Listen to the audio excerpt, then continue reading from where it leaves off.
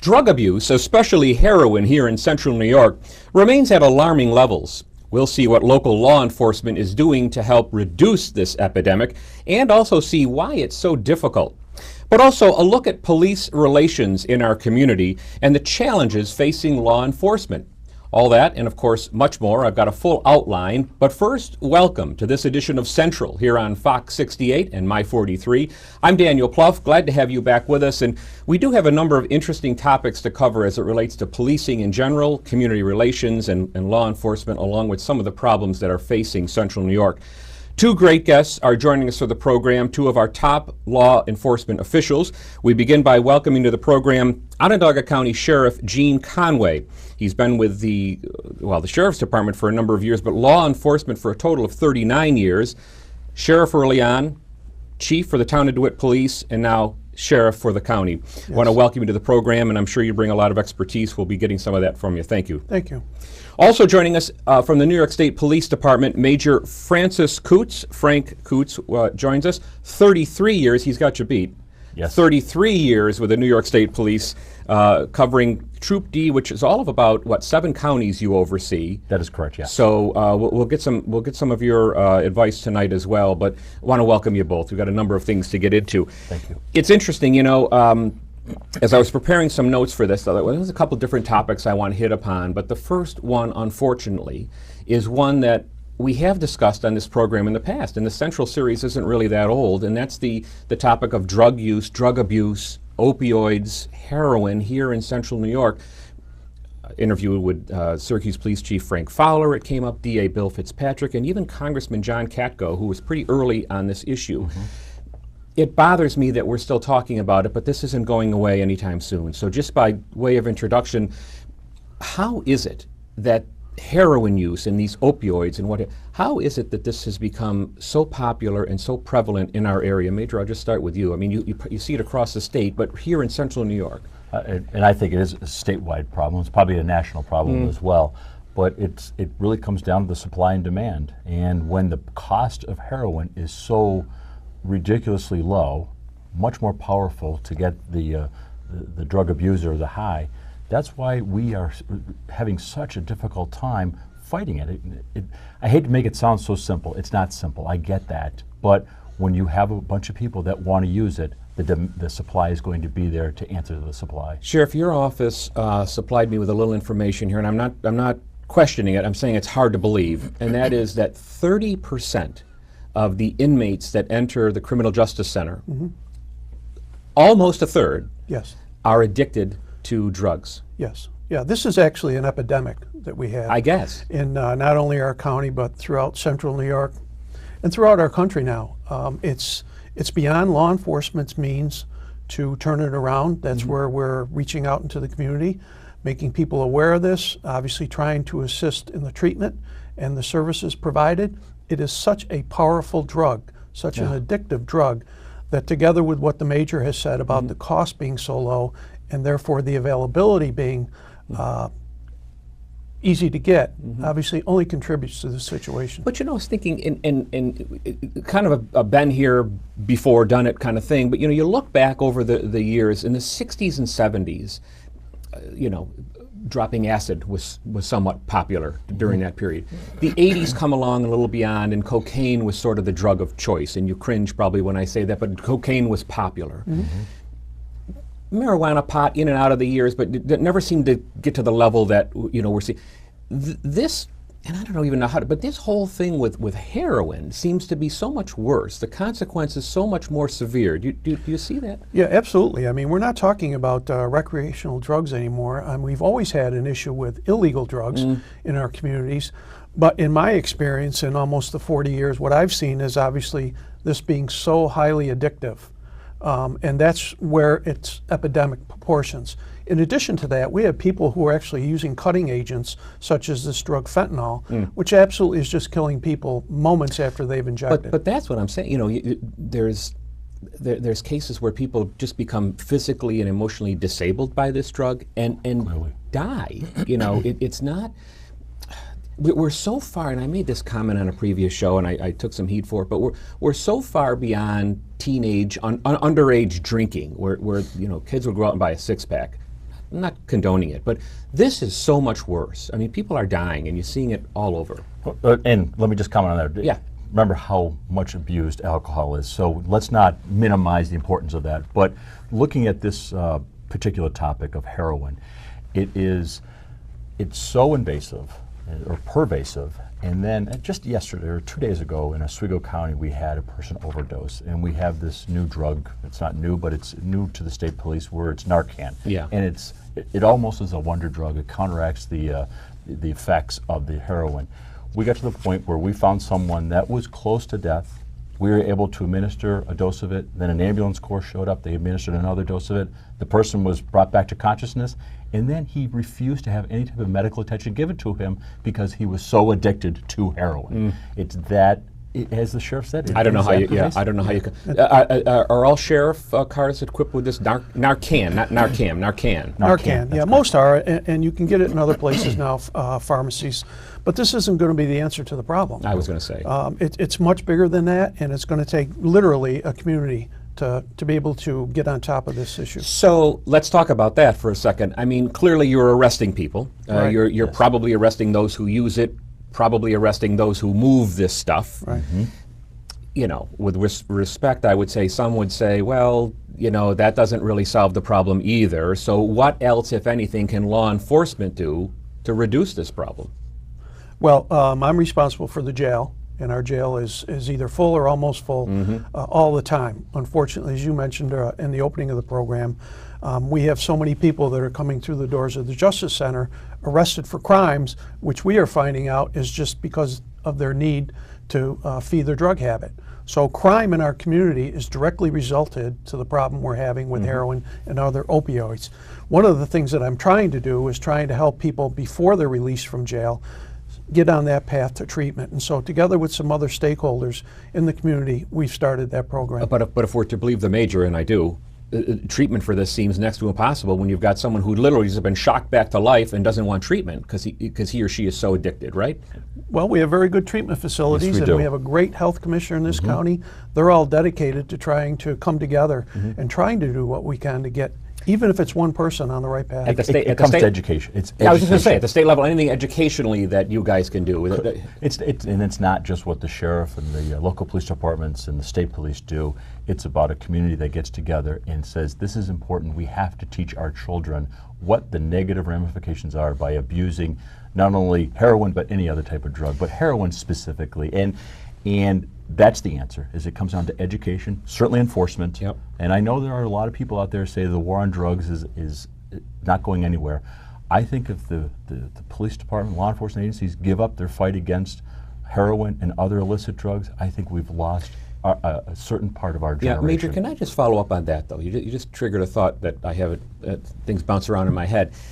The war on drugs. And part of the criticism there, I think, was that, you know, there was so much attention being paid to those who supply the stuff, you know, the supply side, and not so much on the demand side. If we don't do something to address the demand for the product, we're still going to have a problem. Do you agree with that? I absolutely agree with that, because it's a three-prong approach: education, enforcement, and there has to be some type of a deterrent as well. And the physical deterrent isn't doing it, as I just told you earlier. But I think that we work with social service agencies, we work with secondary schools, and certainly post-collegiate.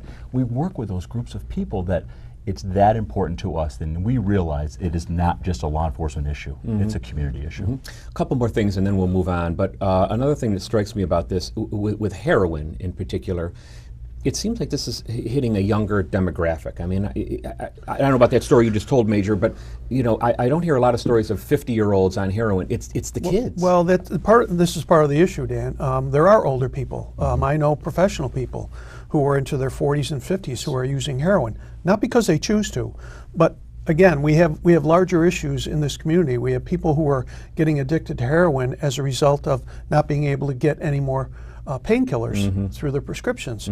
So young, old, whether you live in Liverpool, or you live in the city, you live in DeWitt, that's all taken off the map anymore. It's throughout our community. Which was point two. Which was point two. This is not one that, you know, you can say, well, it's a city issue. It's high income, low income, suburbs, city, and that puts a greater challenge It on it. discriminates against no one. Right. Yeah. Yeah.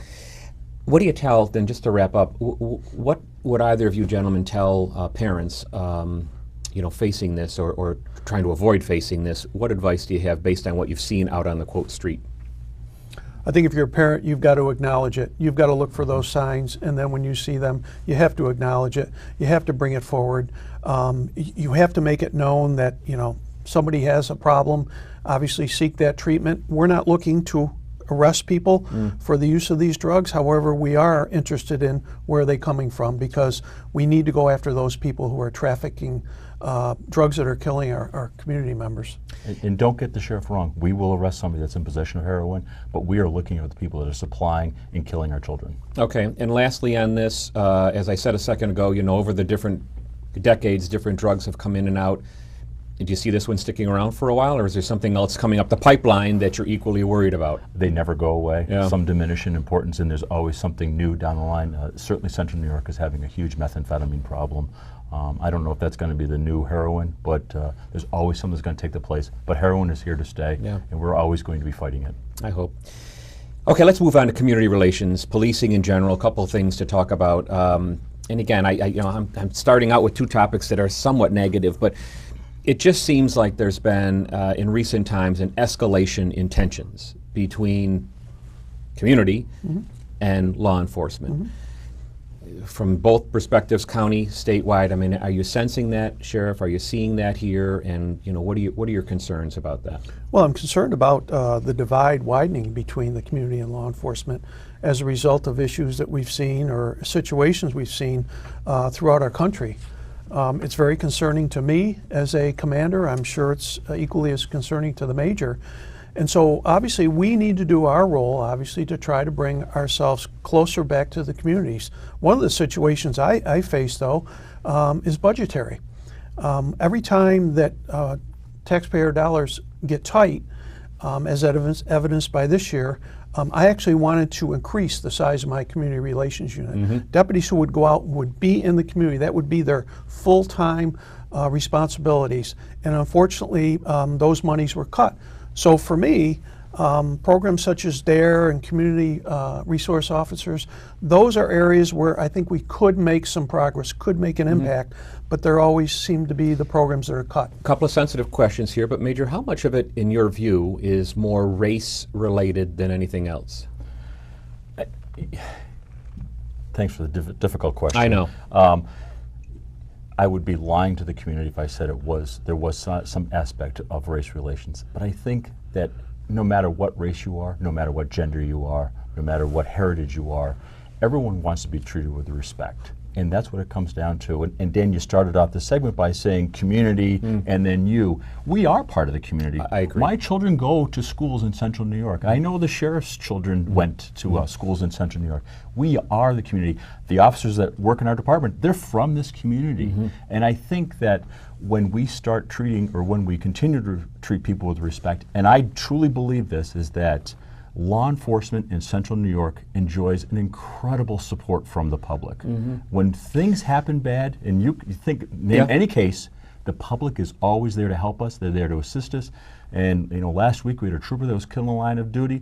The community came together. They supported us, and I know that happened when the sheriff's department loses someone, and when the Syracuse City Police. So they're there to help us. But by the same token, it's kind of a revolving wheel here, in that as tensions increase, and we have seen some cases where alleged or real excessive force has been used. And I don't know how we're going to define excessive force, but nonetheless, I guess it all goes down to training, right? I mean, when and how does an officer escalate his or her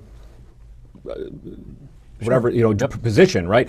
What are you talking to your training office? is huge. Training has always been a priority with me. We continue to have that as a priority. We're incorporating more community groups coming up to our police academy, which just began, to ask them to come in and share their insights, their knowledge, their suggestions.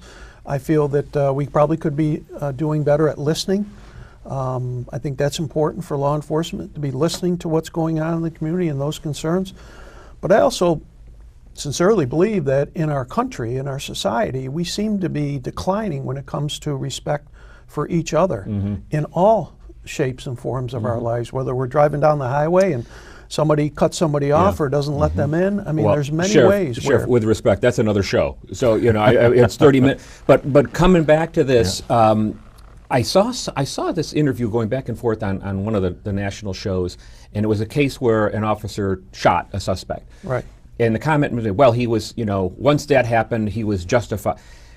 And I got thinking, well, at what point does it become either justified or expected for an officer to pull his or her revolver out and shoot? I mean, what line has to be crossed? Are there hard rules on that? To say there's hard rules, no. You know, there's certainly the law. You know, the penal law specifically states when a police officer may use deadly physical force. Our training says when we may use deadly physical force, but every incident is judged on its own facts.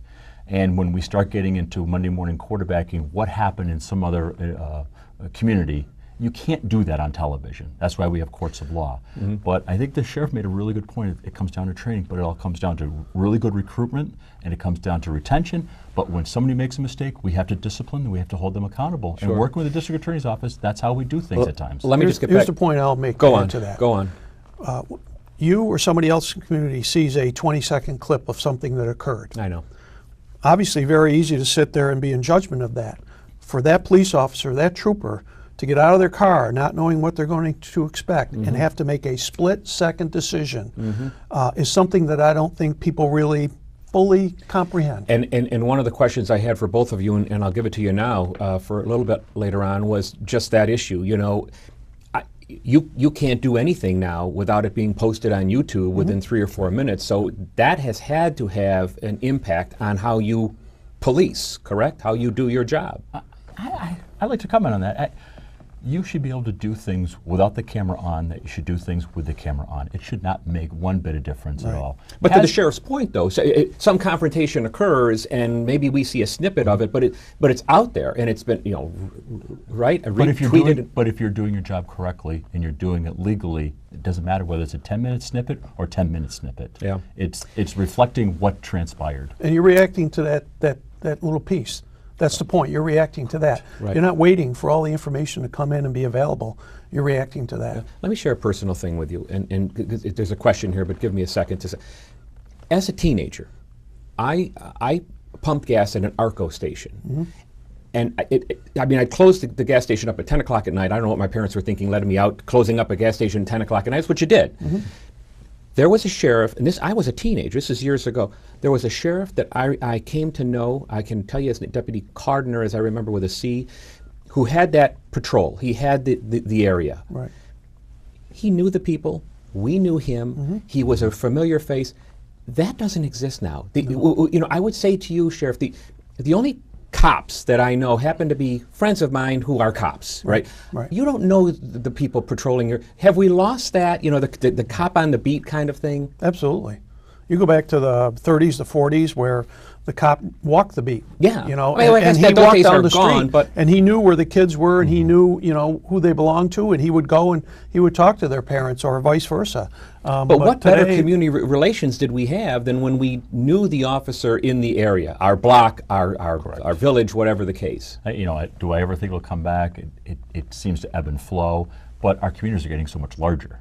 And you know, we're moving away from the city environment. We're moving to suburban and rural. How do you expect any type of police officer to be able to know everybody in multiple hundreds of square miles? So lastly, Sheriff, you said you're asking for more money for these.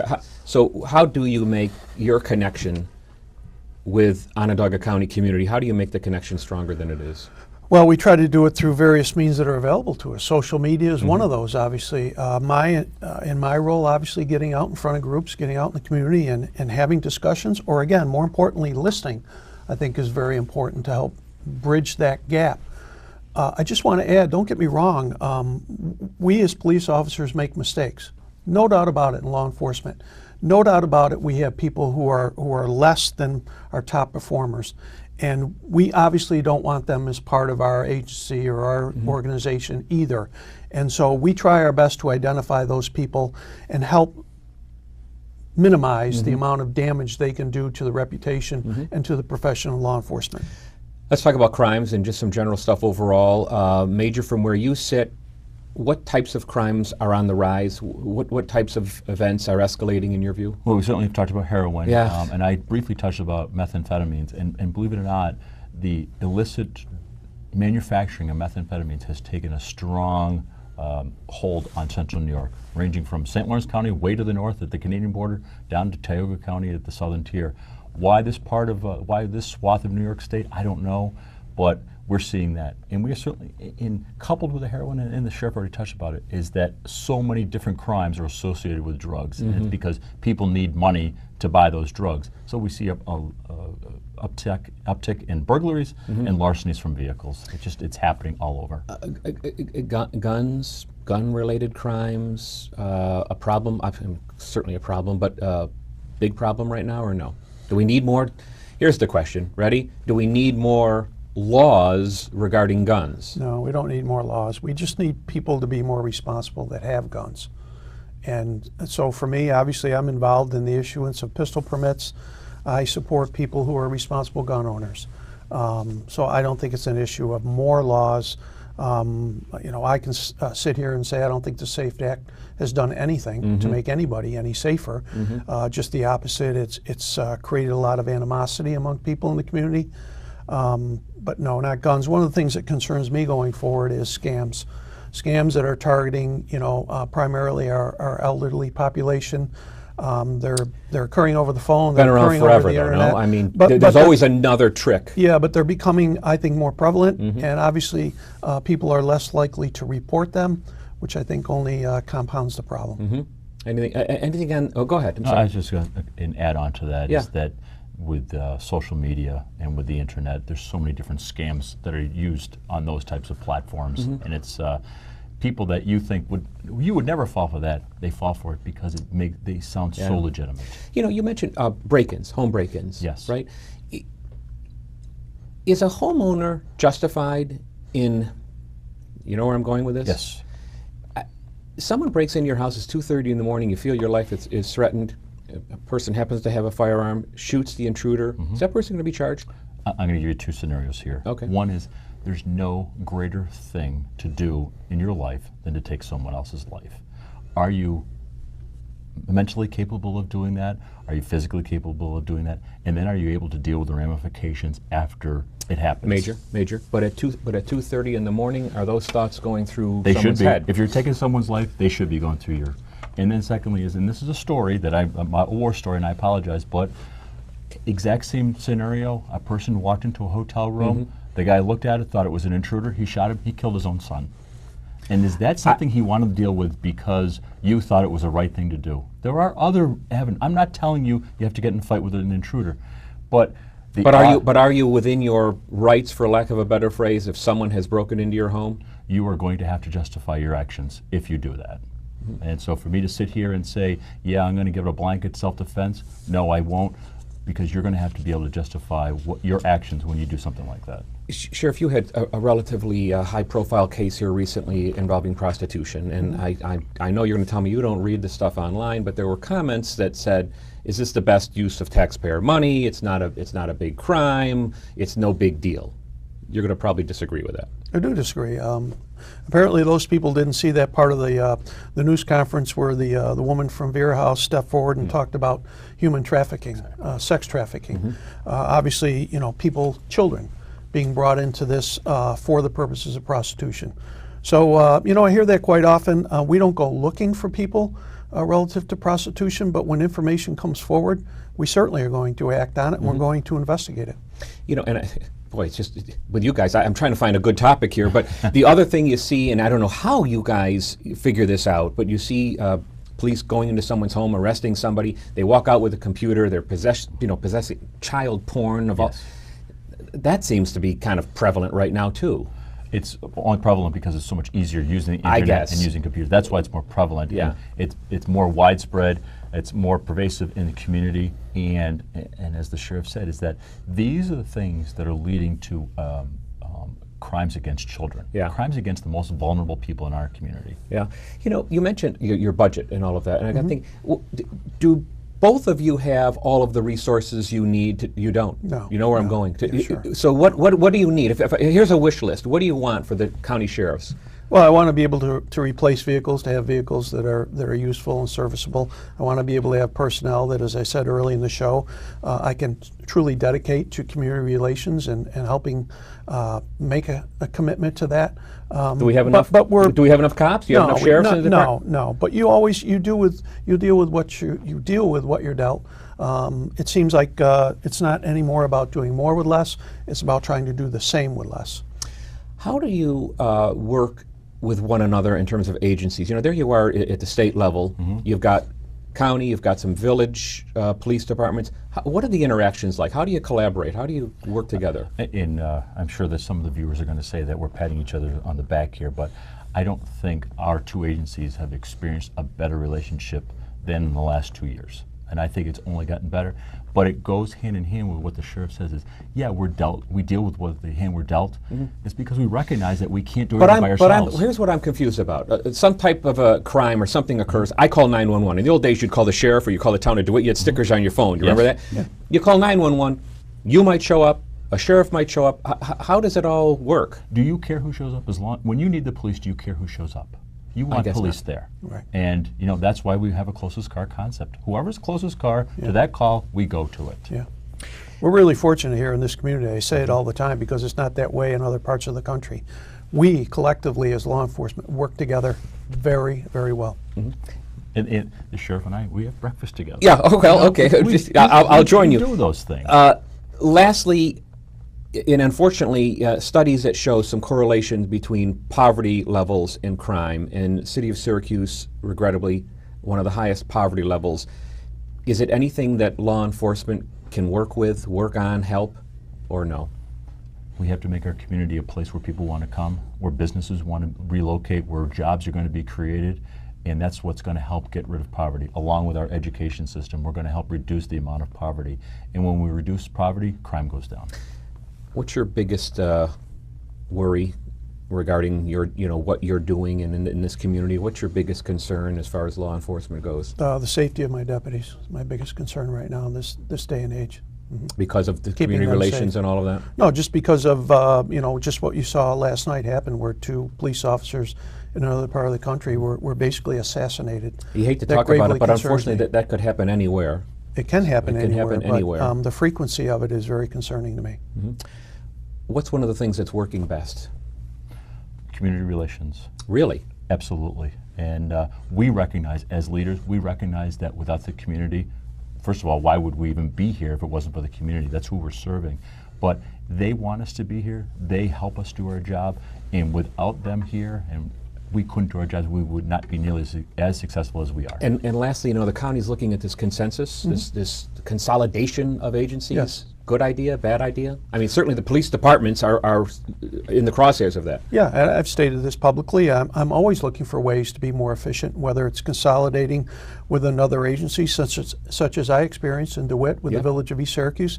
That's our responsibility. That's our duty. So, but to say it just because we're going to save money concerns me, because I think that's really probably not going to be as easier said than done. We did a program on consent, and to be fair, they're saying it's not just a money thing. They want to improve services. Yes. Right. Well, it seems though we only talk about consolidation when we're in a financial situation. Yeah. And I don't think that's the best time. We're in a situation where we're out of time. So hold on just a minute, please, gentlemen. Just a reminder to you, you can visit us online at foxsyracuse.com. We appreciate hearing from you, your comments, questions, whether you like this interview, whether you want to suggest topics for future shows, any questions or thoughts you have, good or bad. We enjoy hearing from you, so please visit us and send us an email.